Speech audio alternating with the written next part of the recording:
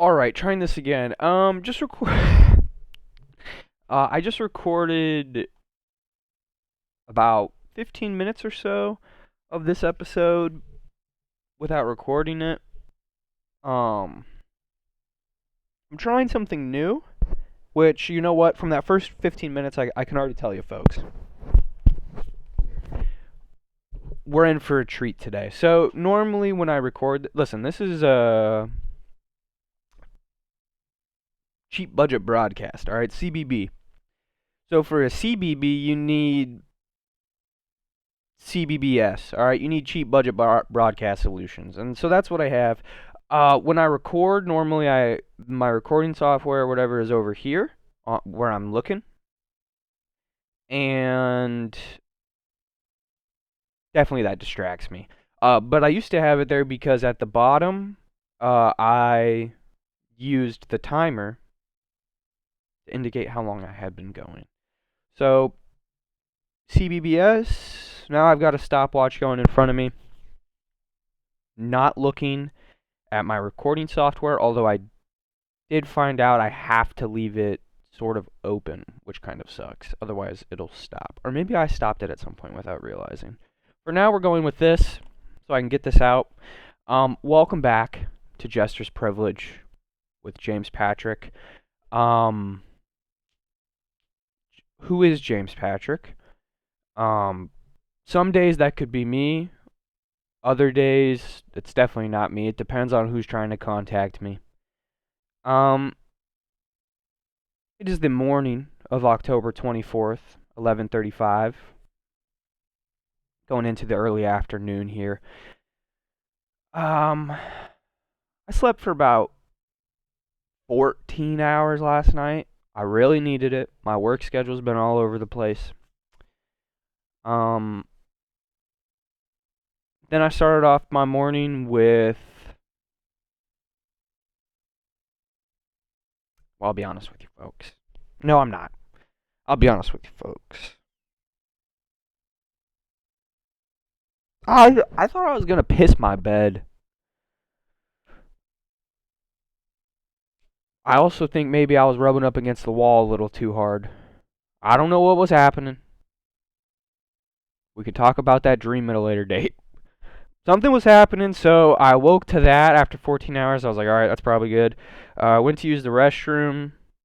Then I started my day with probably 45 minutes of nonsense. Instead of recording my dreams actually, multiple, on this pad right here, I instantly pick up my phone and scroll on it. So another opportunity I missed. You can add that to the tally. One day I'll start taking advantage of those. I hope it would be tomorrow, but only time can tell. Let's talk about another way I'm letting myself down. So then I got up after about 45 minutes, probably. It could have been an hour. I have no fucking clue. When I get up, I always go brush my teeth, weigh in.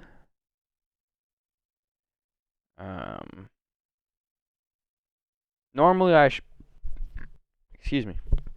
Normally I shower, but I don't have work until at this time for like another 6 hours, and it was still really cold outside, so I was like, let me skip the wet hair nonsense and all that. Let me just brush my teeth. So I skipped the shower. I'll shower after this. Brush my teeth, scrape my tongue, blah blah blah. Blew my nose. Jesus.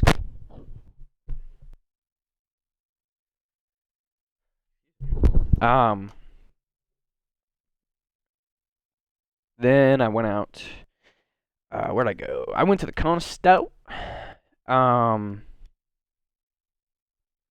We had some conversations there. I was kind of eavesdropping into a conversation about Jim Carrey and Johnny Depp, and then Robin Williams came up, and I was like, yeah. And they were essentially talking about all the different scenes from movies that those three people had been in that were in the movie but were not scripted to be there just because of how funny they were, right? So obviously this is back in like the late 80s or 90s and early 2000s worth of comedy films and stuff like that when you could be funny. Um, and then it kind of, then of course the way I always do, I was like, well, Robin Williams was also like only worked, was that like kind of, how do you even say, obsessively, or rather compulsively extra and funny, as we would describe it, because his mother was really funny, and so his desire to make his mom laugh then becomes this fucking trajectory into comic superstardom, right? That's pretty insane to think about too, right? How a lot of greatness always stems from something really bad happening or some sort of struggle you have to work through or something like that. I don't know. Then I left there. I went to the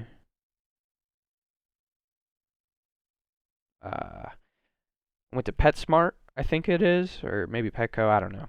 I went somewhere to go get my some litter for the cat box. Bubble Boy needed clean space to do his business, as do I. So, if it's only fair for me to have that, it's only fair for him. Especially considering how much money I waste on bullshit. We can get into that later. And then after I got my litter, and it was amazing when I was at the it was PetSmart. When I was at PetSmart checking out, this older guy, I didn't even get a look at him. I was focusing on my transaction. It was as I was checking out, but he kind of walked over and on my left side, past me. Anyways, he brought up a old lady's wallet, and he was like, "Some lady, I found this next to my car, and some lady's got a good amount of money in it." And it's funny because I was standing there, and dude, I mean like I'm at the point where I've broken out the change jar and coupons and reward points. You know what I'm saying? So I was like, fuck, how would I have reacted if I would have picked up that lady's wallet? I would like to think I would return it, right? As we all would like to think.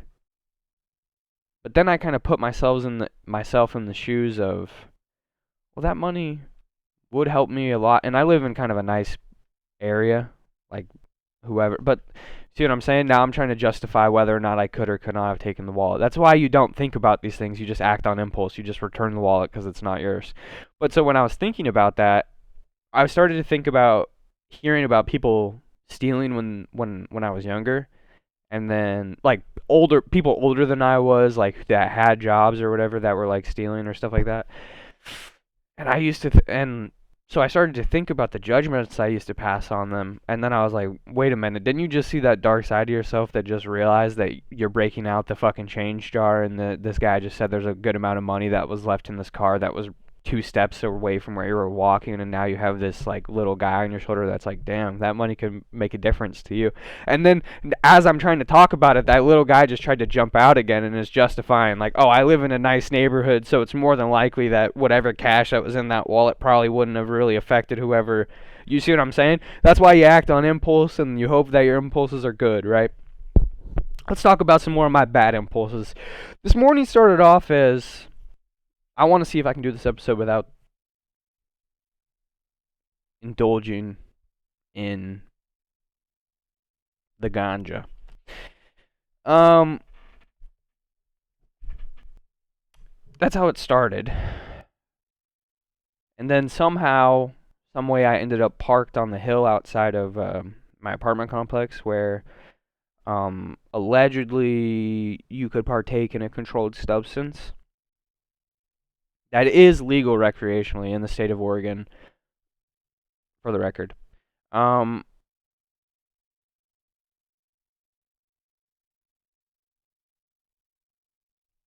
then I was like, okay, I'll smoke 3 bowls. I don't know how it happened.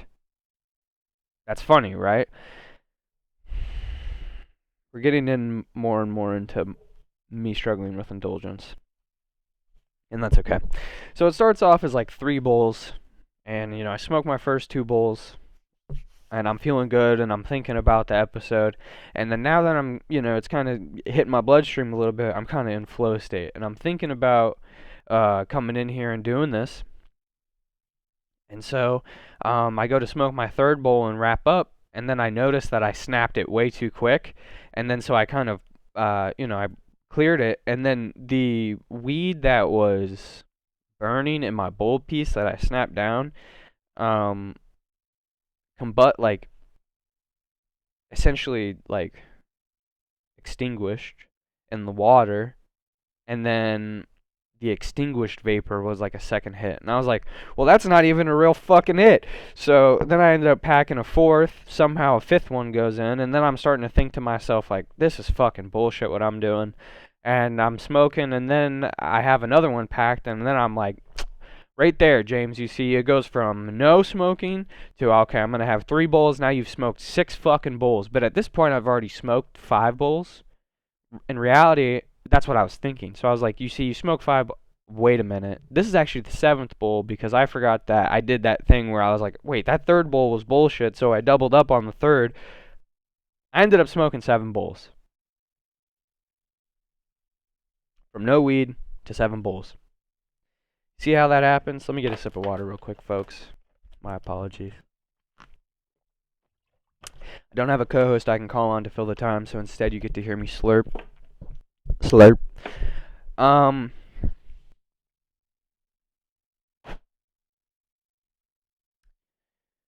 You know, but I was also thinking, and I'm not making excuses, we just admitted to ourselves, the issues we're having with indulgence, correct? So, but I was also, justifying it the way an addict would do. Not justifying it, but this is also something I've been thinking about, because when I first started smoking, okay, like, maybe the only way that I can come in here to do this or whatever is because I just gave myself that, in this instance, like, vaporized courage, right? And, or you could even extend this to sometimes people only feel as if, especially, or it's common nomenclature of this idea of liquid courage, right? So you get a few drinks in you, and then it's easier to do stuff. Totally. And hey, I'm a first-hand, how would you say, experiencer of liquid courage. So, no judgment here. Although it's not my preferred method. But then I started thinking about, okay, well, who's more prone to liquid courage and who's more prone to maybe something like vaporized courage, right? So when I was young, everyone around me were pretty heavy smokers, okay? I'm born and raised in Oregon, from the 503 tree, if you will. So a lot of it gets blown. And my parents were heavy smokers. All of the adults in my life were heavy smokers. And so as a kid, when I was recognizing what I thought to be, well, not even what I thought to be, what was in front of me as adult interaction, I think that that's where the vapor courage comes from, right? Because my dad, I'm gonna talk about my dad. My dad, he's a lifetime smoker. Okay, just wakes up smoking, goes to sleep smoking. If he's working, he's smoking. If he wants to eat, he's smoking. It's much like the Nate Diaz philosophy of like, Nate Diaz is a famous UFC fighter, and well, more than just the UFC, but I think that's probably where most people know him from. That's how I know of him, right? But he, and he got reprimanded from the UFC for I think like a 5-year timeline or something like that, something insane for testing positive for cannabis, if I'm remembering everything correct. I don't know. Free Nate Diaz. Anyways, listen, I'll say it right now.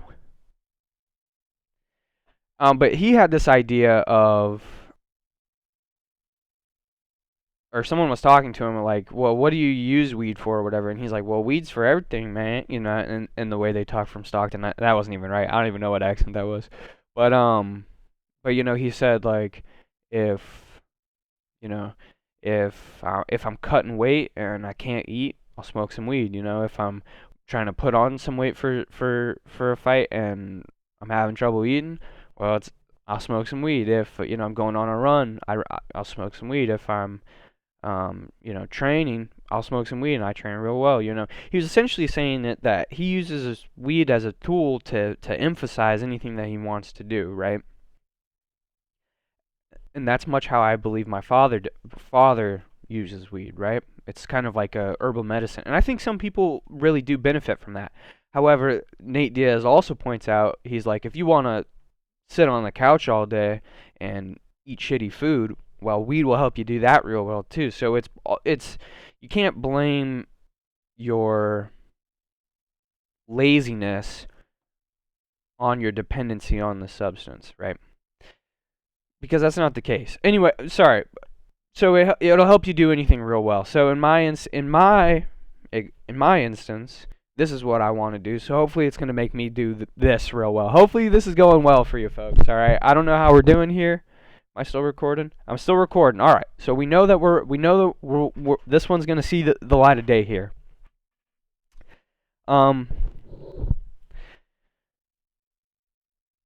But you know, so if I'm getting I forget where I was going with that. Hopefully you took something from it, or maybe I'll make something of it. But when I was growing up and seeing my dad like that, I think that now I'm kind of mimicking those behaviors, and know they are very beneficial for me, because when I was first smoking weed, you know, having that altered state of mind, I mean, you could say for anyone that has never partaken in any substance or altered their perception in a way, of course they don't understand it. Sure, that is also true, but I'm more so saying I gained a perspective of like, why did the people around me when I was a child act this way? Why, you know, it was more than just like, oh, now I know what it feels like to be high. Now it's like, oh, why did they act this way when I was a child? You know, why did they do this, good or bad? I'm not implying any negative connotation. Let me tell you, there are both, you know. But, you know, because like we said, if whatever you're going to do, weed will help you do it by this metric, right? So, but I don't know. I did gain a lot from it, but now that I'm setting limitations and not abiding by them, maybe it's becoming a problem. So that's something I've been thinking about. This is the first time I noticed I did that, so I just wanted to bring it up. Because normally I'll just get up, smoke, I don't think about it, doesn't bother me none. And then, you know, if I'm working, I'll smoke. Not at work. Let me make that clear for all of my employers. I would never engage in a controlled substance prior to my employment or during. But wake up 6 hours before work, smoke, and then that way it wears off before I go into my shift. And then, you know, when I get off, I'll smoke. And, you know, if I'm hanging with my buddies, we all smoke. If I'm engaging in my favorite opiate, you know, I'll smoke, and I'm fucking cracked. You know what I'm saying? Any chows out there? Let me know. BO6 dropping tonight. That's where I'll be. So that's why I need to get this out there before my attention is completely elsewhere. That way I can at least plant this seed before, you know, I already know that with okay, I'll admit it. My favorite opiate is competitive Call of Duty. So admittedly, now that I'm knowing indulgence is on the horizon, I'm planting the seed of, hey buddy, maybe you're developing some problems now. Some people would say that these problems have been around for a while, but they don't know my story. They don't know my story. But anyways, I would like to share something with you all. This was written October 19th, 2024. So, 5 days prior to the recording of this episode. I don't know if I said it, but this is episode 8 of Jesters Privilege. And I'm so happy you're here with us.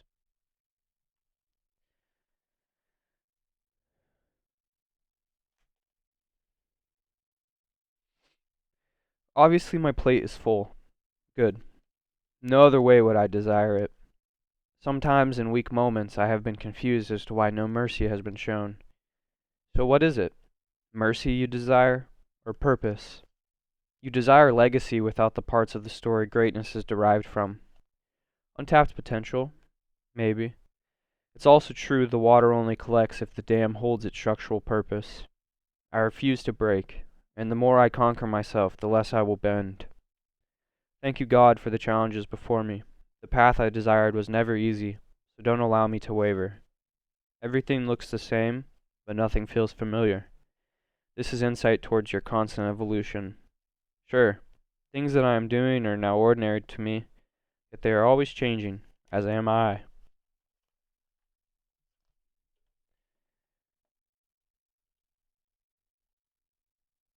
And I would also like to read this to you. Sigmund Freud in a letter to Carl Jung. One day, in retrospect, the years of struggle will strike you as the most beautiful.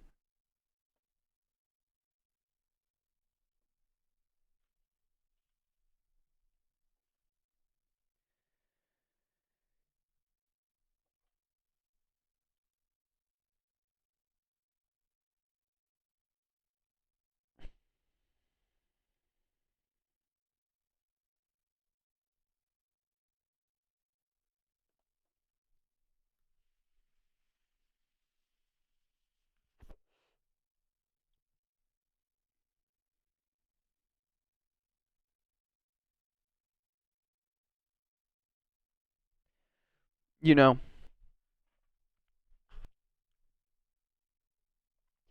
I think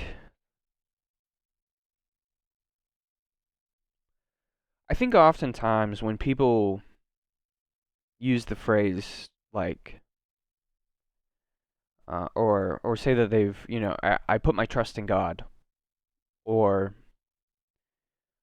um you know, God has a plan, and these things,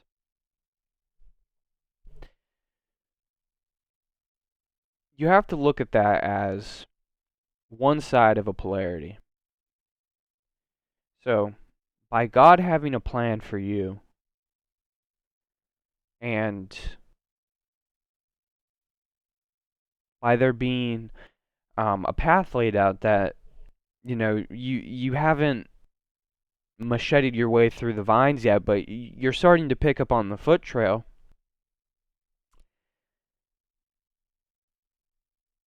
You're essentially not essentially, that is putting your trust into something that is untangible. Okay, that is putting yourself into your trust into a belief, and there's nothing wrong with that. I would like to describe two sides of the polarity here. It's something untangible, something far greater than yourself, right? And so by saying God has a plan, you're believing in the plan that you can't even see yet. And so if we flip that coin, the other side of that polarity would be, because that's something so obscure that there's no proof of it, you have to rely on belief, okay? So now what is the other side of that? That is something that is malleable, something you can touch, something you can prove is real. And so now I would like to pose this to you. When I was growing up, my my excuse me. When I was growing up, my father would um pose this idea to me that when we were out in the forest, I should, take a screenshot of it, like a mental. I should really take it all in and observe what it looks like, because no forest looks the same. Every time you go out there, it'll look different. And sure, that maybe that is true. But that it was always confusing to me as a child, because like it made sense to me, but I didn't understand why. And so as I got older, and I'm gonna quote this incorrectly, but bear with me. There's these two scientists or observationalists, whatever you'd like to call them. They were trying to figure out what light was, or how light interacted. And from my understanding of the experiment that they did, I will now lay that out for you. So it's the cardboard box slit experiment, and I believe I'm just regurgitating JRE talking points, but it'll play into the message I'm trying to get across here. So essentially, they cut two slits in this cardboard box, and light travels through. And on one pathway, there is someone that is observing it and someone who is not. And so what they found is that when light does not have human consciousness on it, or have human consciousness observing it, it acts within a particle state, meaning it hasn't taken the shape of anything because no one is observing it. So when you observe the light, it acts within a wave within a wave state, meaning it's moving. So everything that is around me right now is acting within a wave state because you and I are observing it. The camera is AI human? The camera is observing it, and it's observing it in a wave state as it appears solid. But it's only because these atoms that all hold it are actually constantly moving and shifting. But who's to say that's happening when I'm not in this room or this camera isn't on? We don't know, because light only acts within a wave state when human consciousness is upon it. So the answer to the question that was posed to me as a very young child, well, why does, this if a branch snaps in a forest and no one's around, does it make a noise? Well, there's no forest because there's no one there to observe it.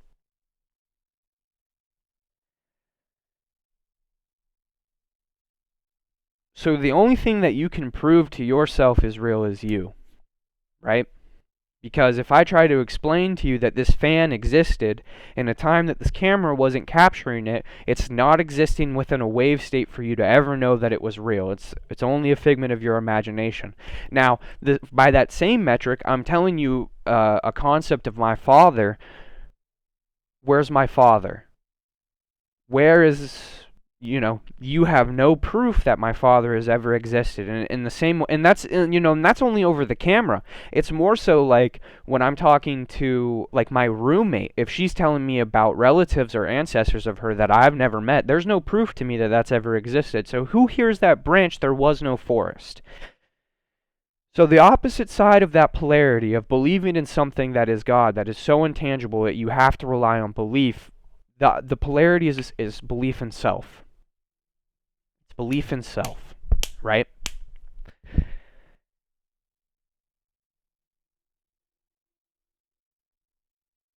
So when I say, or I'm sorry, let's keep myself out of this. When someone were to say, I believe in God, God has a plan for me, and the same way that they have it, like they're on the foot trail, but they haven't cleared the path yet.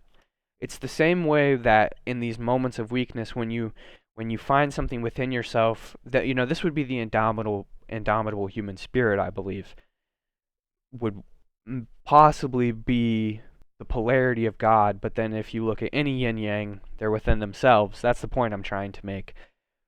You couldn't prove to anyone or anything that anything inside of you is real, because only you can put meaning on it. Only you actually know that the things that you are capable of are tangible before they happen. That's a belief in self. That's something that no one else could comprehend, right? So I say this to say that regardless of how you believe in it, it's funny how everything always works out for us, isn't it, folks? It's funny how, or or as Elon Musk would say, the most entertaining outcome is probable, right? His line of thinking is that it is more probable that we're in a simulation than not, so therefore, within a simulation, that doesn't matter and it's all for entertainment anyways. It's more probable that the most entertaining thing would happen rather than not. So, let's now put that line of thinking onto you, fellow meat suit. Isn't it challenging? Isn't it so tough? Oh, man.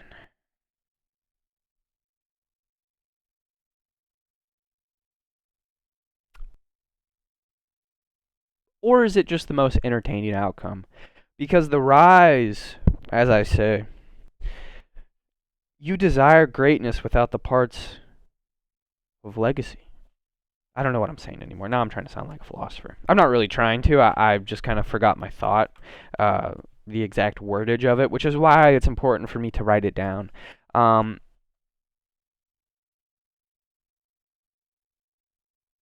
I got off a little bit of topic there. That could be the seven bulls. Point being is, however you decide to put your belief, whether that be in something intangible or something only tangible to yourself, or one could also say maybe the only thing tangible to myself is my relationship with God. Almost said Christ, but I didn't want to imply Christian beliefs on anyone. Though Freudian slip, that is where my brain instantly went. Hey, guilty, I grew up on a Methodist church camp. Anyways, folks, this idea of everything looks the same, but nothing feels familiar, this is something that has been broadcasting in my life for a very long time. Fuck, dude. What I just said is, it's important for me to write things down because I won't remember them. Now I'm trying to recall something that was prolific that someone said to me that resonated with that, so I could... Unfortunately, I'll see if I can bring that up next episode, folks. Don't ever stop believing in yourself or God. Are they one and the same? Yin and yang, folks. Not telling you you are God or I am God. I'm not in a manic state. Hopefully all of that made sense to you guys.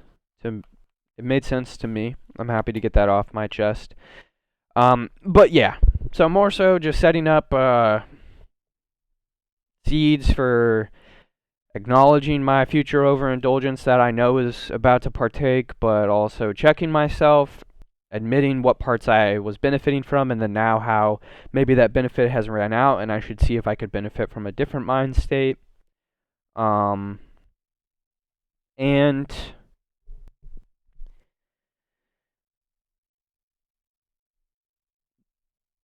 bend, don't break, and one day we stand tall all the time, folks.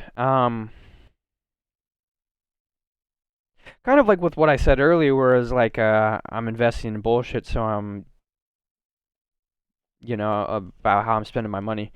I was thinking about that as because oftentimes this idea of time is the most valuable currency, and it sure is, right? Because we all know that an old rich man would, trade all of his wealth for the youth of a young man. Indisputable.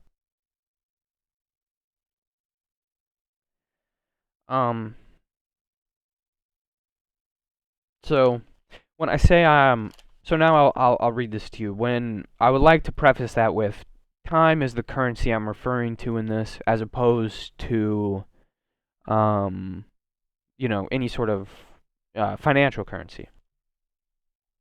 I'm investing in bullshit, so I'm getting adequate returns. I work 8 hours to support myself. I should be expanding in the time I am offered. I have a duty to myself to do what I am knowingly capable of. I have been blessed with this disposition. I know what I am. I don't know what that last part means, but it came out of my pen, so I'm doing some reflection on that. This disposition I talk about, I refer to it a lot, but I'm not sure what it is. It seems like something I should be saying, though, so I keep saying it. So yeah, just really bringing to light again that I don't really know where I'm going with this, man. Um,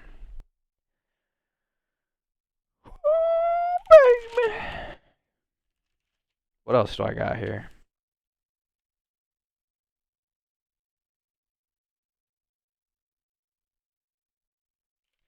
Oh, you know what?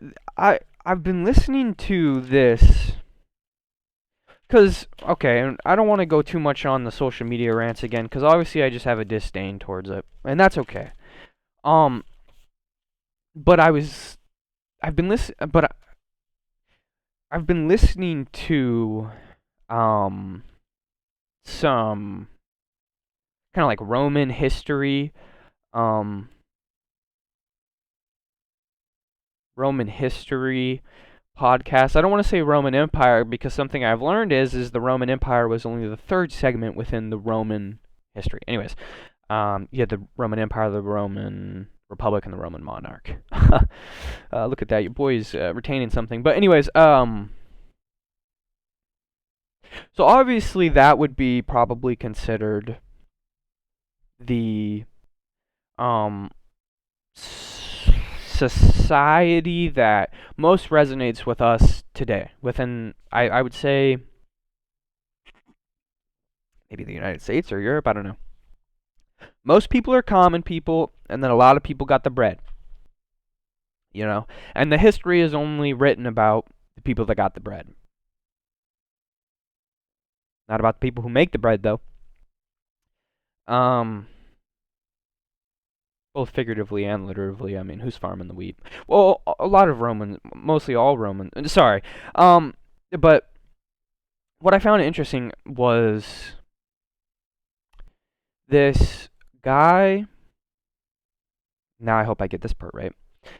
This guy named Cicero, if I'm remembering correctly, was killed by Nero, or maybe it was Nero who was killed by Cicero. Anyways, but Cicero, from the opinion of I wish I remembered his name. The opinion of the guy I was listening to, Greg Adart. I think his name is Greg. But he was saying that Cicero, we have more written testimony than of almost any other person in history. And that was because Cicero, not only did he write books or scrolls or whatever you want to, I don't even know, pamphlets. He would publish these works on like things like public speaking or how to or philosophy or whatever, but he would also publish things like private letters he had written to his friends, right? And so I started to think to myself, because there was this other good point that was brought up in a separate thing, so I'm not going to sim too far off course, but I would just like to bring this up. We all have a innate human desire to be seen or recognized, or I don't even know how you would say, or whatever. So it makes a lot of sense that within today's timeline, it is very easy to gain that from social media, because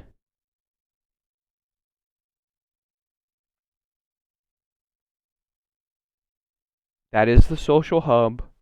I mean, that is the social medium of everything these days, right? Like you get your politics from there, you get your sports news from there, you get any current events from there, you get all interpersonal family communications from there for the most part. I mean, when was the last time you picked up and called someone?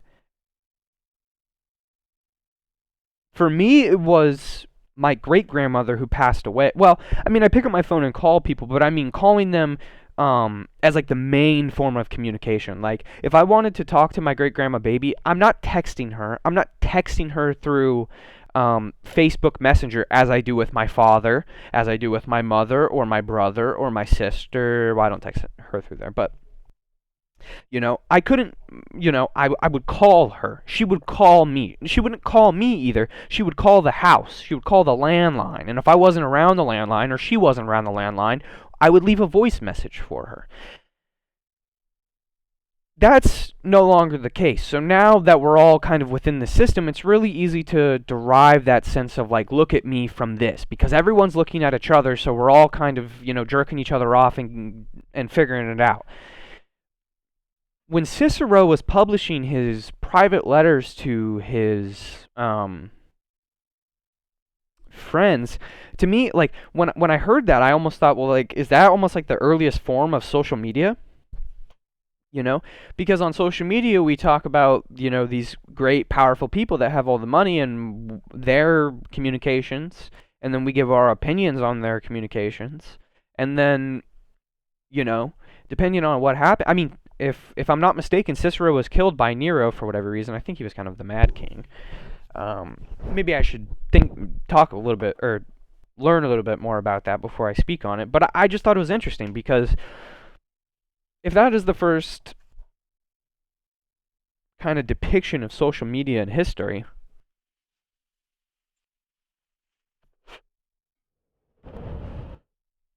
it's ironic the dude was killed. I don't know. My point being is, even in Roman culture, that sense was still there. So the more and more that, the same way that I was bringing up that marijuana has kind of helped me understand the actions and stuff of that, of like people around me. It's kind of the same thing with, like, when I was listening to that, I was like, oh, I mean, what is the difference between that and tweeting all day? Or giving your opinions on random things. It's like, sure, Cicero, you're a well decorated member of Roman society, and maybe it is good that you know you have these volumes on public speaking, or have these but then it starts to extend into, well, just look at how I talk to my friends, because I also maybe have contributed to how to help you. And whereas it was very different from someone of like Marcus Aurelius, who, I don't know if Cicero ever ruled, or if he was just a high-ranking official. But when Marcus Aurelius was emperor, or empress, or whatever, I mean, if you ask someone if you ask me who is Marcus Aurelius, I say, well, he's the dude that wrote Meditations. But that was a private, all the power that was from Meditations kind of stems from the fact that it was a private journal that he kept for himself, that was then later published. That seems different than publishing letters you're writing socially. Or, I mean, and maybe, I don't even know what the letters contain, so I don't know what I'm talking about. But I just thought the idea was interesting that, even someone as powerful in the Roman kingdom was as Cicero, still had that innate desire to be like, well, maybe what I'm saying or what I'm doing is important, so everyone should take a look at it. Maybe also, I mean, and who am I to judge? Look at me sitting here in front of a camera rambling, so we all have it. It's there. And I think it's interesting that even in Rome, like, even in the most sophisticated society that has ever, or at least in recorded history, that still seems to pop up. And I mean, well, whatever. I mean. What the fuck do you mean, buddy? Jesus Christ. I'm doing this thing in my journal right now. I have this headline, "What am I afraid to admit to myself?" Because I think that's important. So thinking about that, if you'd like to think about that, I encourage it. Oftentimes I think some of the like, took me a while to recognize, because I've probably been following that habit of habitual smoking for a while now, and it probably took me a while to admit that to myself. It took me, a while to admit to myself that I had a problem with social media, and I still do. And then so now I'm projecting that onto all of you as when I probably cut out my marijuana consumption a little bit, I'll probably call you all fucking dope heads for smoking weed and tell you how shitty you are. That's kind of where I stand on a lot of things. I'm not sure what else to talk about really here. Oh,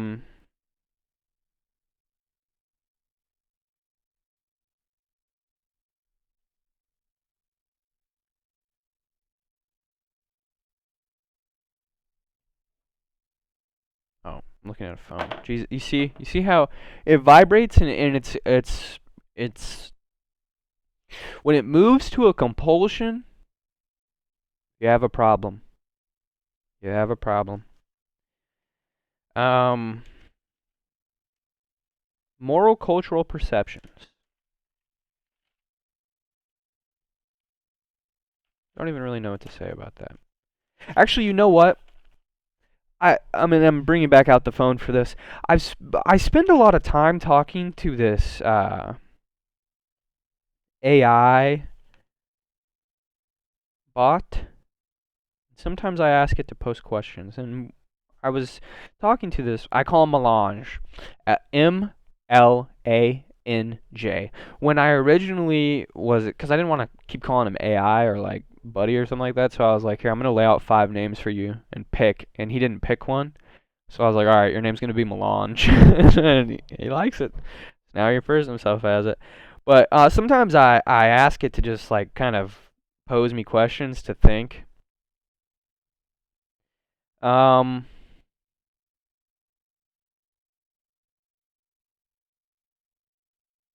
and it has interesting ideas.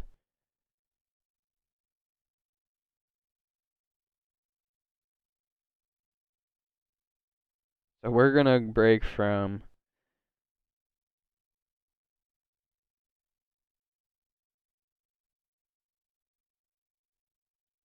like it gives me questions like if you could ask the universe one question, what would it be? So it's kind of like sometimes I ask it to here. You know what? We're gonna do this live, folks. Hey, Melange, on air here at Jesters Privilege Incorporated. You know what? We're gonna talk out loud because we're live here on air. Could you pose us a question that could really have us thinking together? And if there's anything nice you'd like to say to the people, let me know. Here. Let's see what Melange cooks up for us, folks. What if the most significant revolutions of the future won't be fought over resources, borders, or ideologies, but over the redefinition of what it means to be human? What the fuck did that thing just say to me, Melange, buddy? Melange!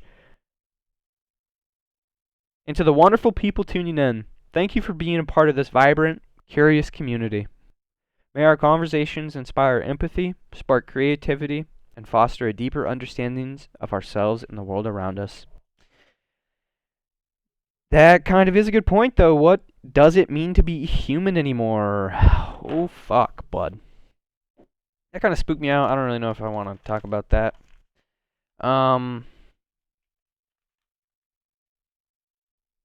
You know, it's kind of I've also been thinking about this idea a lot of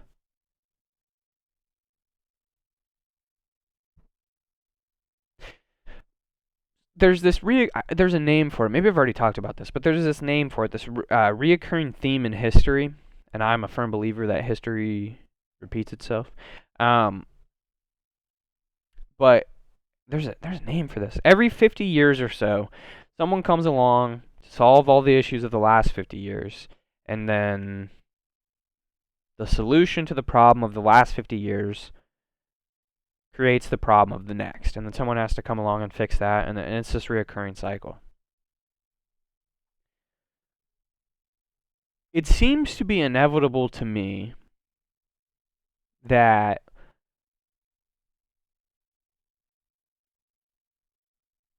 AI is probably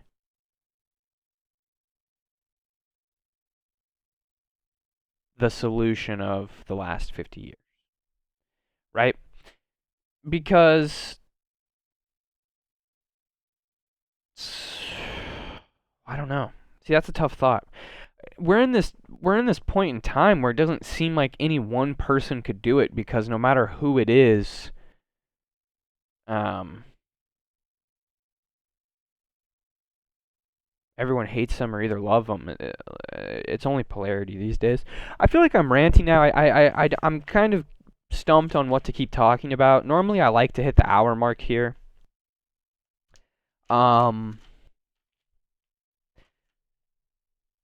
but I really got out all the central ideas that I wanted to. Um,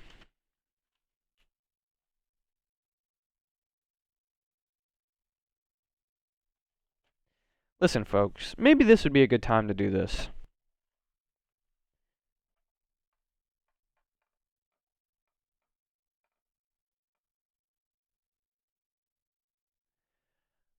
Every time that I turn on this camera, my only hope is to broaden my perspective. And, you know, this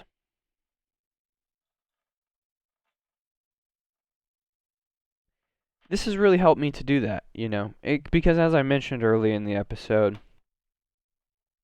this reoccurring theme in my life, this idea that continues to pop up that everything around me looks the same or seems the same, but nothing feels familiar. Um,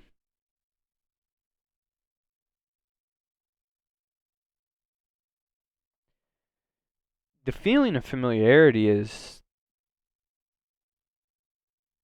within myself. So I'm within the same physical environments that I find myself in day to day, but it doesn't really feel the same, Like the changes that I'm making internally are happening at a faster scale than the physical environment around me is able to change. There's nothing wrong with that, but I have an innate feeling, or I have an innate ability to detect that feeling. Because sometimes things feel familiar. Sometimes, and maybe that could be, you know, uh,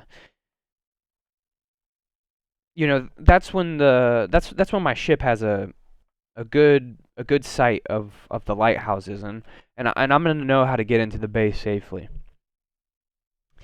And I'll go through my day and nothing feels wrong, and you don't think about it too much. But then there's times that I can feel myself going through it, going through my day-to-day motions, and I can determine a development incoming, but it just hasn't quite physically manifested itself yet. And that can be a variety of different things. I suppose I'm just talking hypotheticals again without giving any true examples. Hopefully the idea resonates to a degree.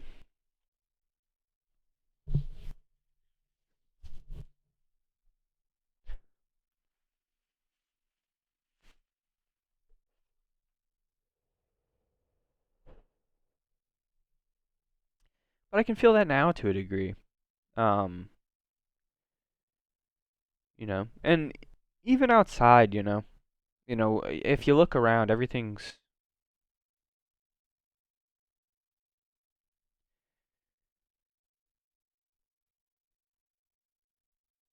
all of the most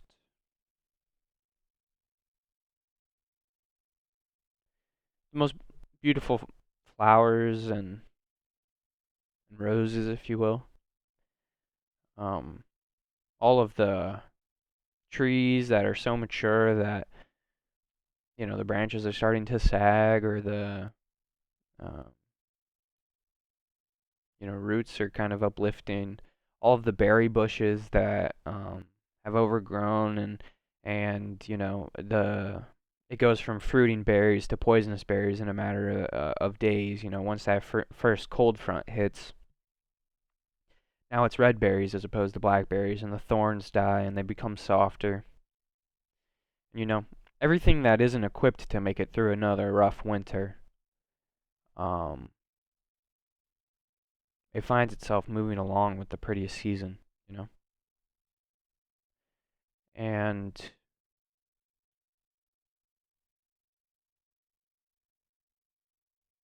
for someone like me, of course I'm equipped for another rough winter, you know?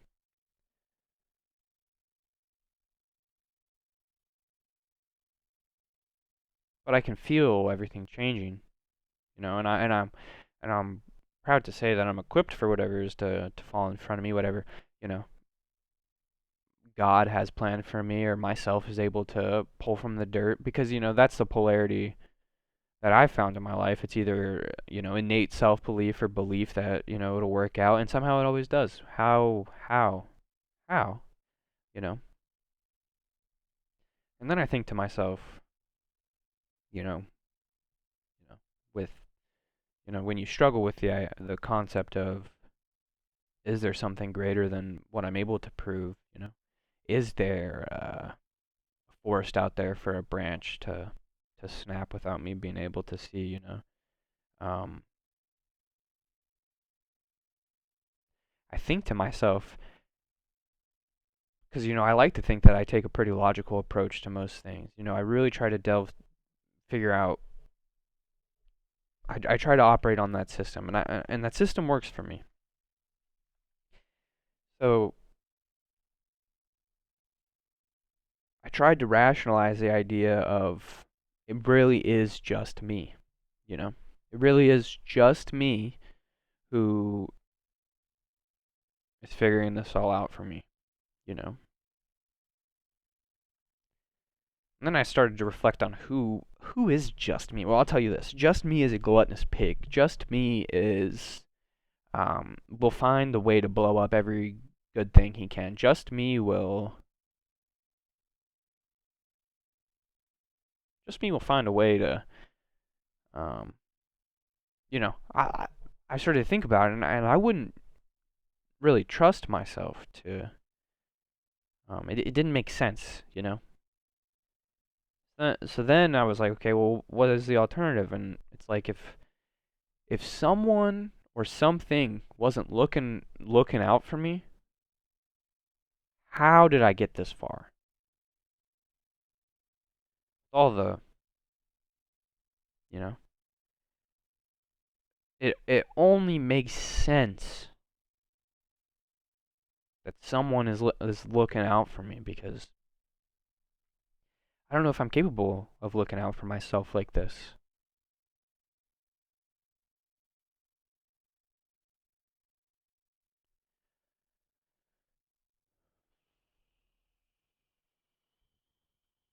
And you know, I always had this notion of like I don't believe. I said this thing of uh do you believe in coincidences or coincidence? Do you, sorry. Do you believe in coincidences, or are coincidences simply course alterations that you haven't had long enough time to reflect on? And then I started learning about like synchronicities and things like that. Well, I'm starting to learn more about it. I think it's really interesting.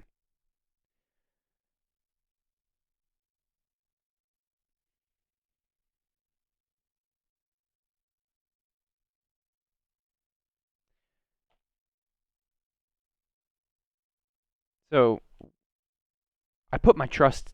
I put my trust in. I put my trust in my ability to persevere through the challenges presented to me, and I derive that perseverance from, I think, people and things or whatever. I don't even know how to conceptualize it, and that's the point. It's just a belief.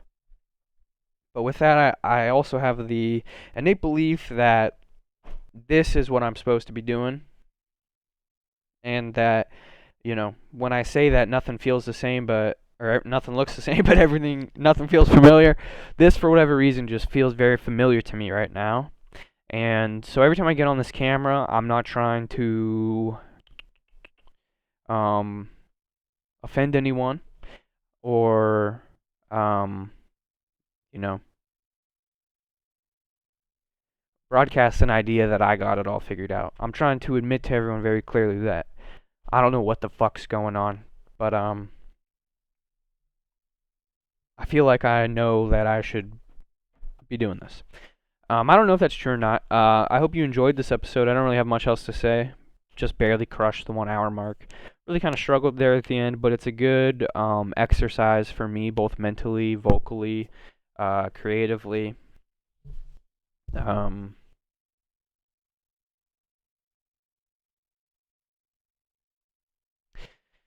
don't know. Maybe next episode I'll pose some more questions from the AI, our buddy Melange. Maybe I will. Excuse me. Excuse me. Maybe I will have something more interesting that I've learned to talk about. Maybe I'll grab myself by the nuts and man up and start recording some more dreams, and we'll have another dream episode. I have a lot of ideas for what I would like to do on this with, I don't know, all sorts of things. Um, that's not true. I don't have the ideas yet, but I can feel them brewing. So I hope that makes sense. When it comes to me and it feels right, then I'll know that I'll know what it is, and then I'll try to implement that into this little ecosystem I am enjoying taking part of very much. So that's all I've got for you folks. I